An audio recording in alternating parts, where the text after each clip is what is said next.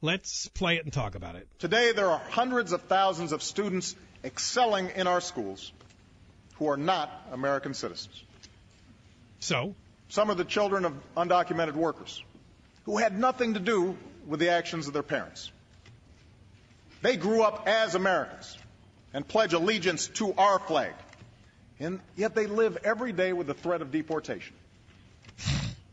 Yeah, others come here from abroad to study. You mean the ones that were marching in the streets and blocking up the traffic on the west side? I don't think they were real fearful of deportation, weren't they? Yeah. No, it's the exact opposite. None of them fear deportation. No, they purposely get themselves arrested. How about the money that we spent on all these kids who are excelling? Why wasn't that American tax money spent on American kids who are struggling?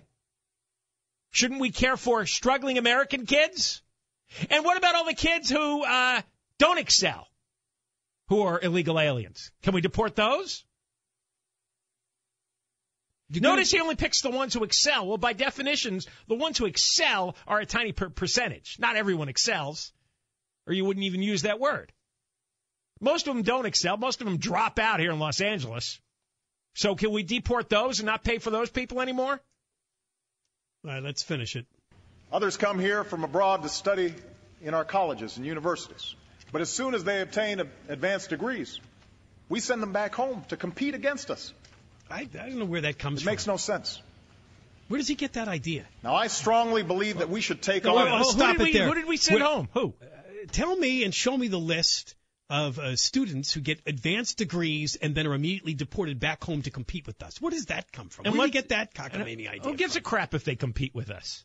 So somebody gets a degree in nonsense, Chicano studies, at some Cal State school, and then they go to Mexico. I'm confused. How does that endanger us? We're told over and over again that we only have resources to deport the illegal aliens who are here that are dangerous, criminal, violent felons. Why does he take time in his speech to tell us, which I think is a lie, that they're rounding up all of the great college students with their advanced degrees and throwing them back to India or wherever? Because he lies. Because people will believe it because they don't know any better. That is pathetic. You lie! Oh, there you go. That's Joe what they Wilson do. Cobell. That's what they do. They get up and lie because they know no one's going to check except maybe a few guys on the internet, and nobody's going to read that anyway. Let's play more. Now, I strongly believe that we should take on once and for all the issue of illegal immigration. And I am prepared to work with Republicans and Democrats to protect our borders, enforce our laws, and address the millions of undocumented workers who are now living in the shadows. Good. Go build the big electric fence and get back to us. Let's see the big 2,000-mile electrified fence, the moats, the alligators, the Border Patrol with loaded automatic weapons. It's polite applause, but it's longer than I thought. I know that debate will be difficult. I know it will take time. But tonight, let's agree to make that effort. And let's stop expelling talented, responsible young people who could be staffing our research labs or starting a new business. Oh, BS. They are not. Enriching this nation. Most of the illegal aliens drop out of high school. Tell the freaking truth. Most of them drop out of high school. He really crossed the line there. He's absolutely so full they're going to work at our research labs. Who? How many of them? They're rounding up PhDs. How many PhDs did we deport this year? What a load of crap. All they do is lie. All public figures do in political life is stand up and lie, and then people applaud, and then they're written about glowingly. It's total horse manure, and they know it. He knows he's BSing, and the people who were in there know he's BSing, but they applaud it anyway. And the writers and the media commentators know he's BSing, but they'll compliment him anyway. Name one research lab PhD that we deported. As soon as he got his degree, too. Yeah. That's right. As soon as he got a degree. And what would he...